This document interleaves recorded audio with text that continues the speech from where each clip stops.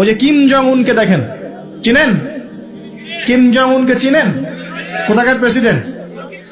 তার দেশের মানুষ খাবার খেতে পারে না, আর সে মিসাইল বানায় বসে বসে।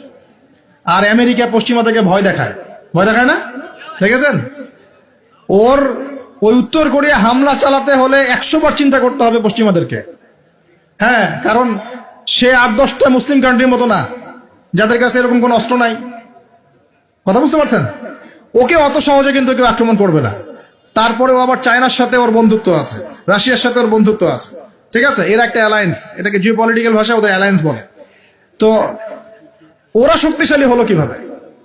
শুধুমাত্র ফাইন্যান্স দিয়ে না, এখানে পলিটিক্যাল ভিত্তি শক্ত, অস্ত্র শস্ত্র তাদের আছে। এখন বহির্বিশ্বের শত্রুরা ওদের দিকে চোখ তুলতে পারছে না, এত সহজ না।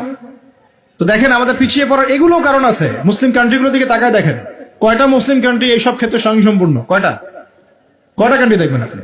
হ্যাঁ, বিশ্বকাপ আয়োজন করে বেড়াচ্ছে, বিশ্বকাপ ফুটবল আয়োজন করে বেড়াচ্ছে, পাশে ইয়েমেন সিরিয়ার মানুষ খেয়ে না খেয়ে মরে যায়, দেখার সুযোগ নাই।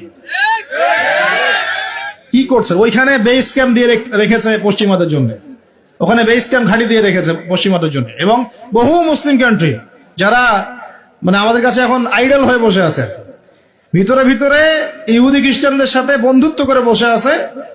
তারা উঠতে বললে ওঠে, তারা বসতে বললে বসে, ওদের ইশারায় কাজ করে কিনা? জিও পলিটিক্যাল ভিত্তি দুর্বল, ইকোনমিক ভিত্তি দুর্বল, ফাইন্যান্স দুর্বল, আর আমরা আধ্যাত্মিকত্ব তো দুর্বলই। তো সব মিলিয়ে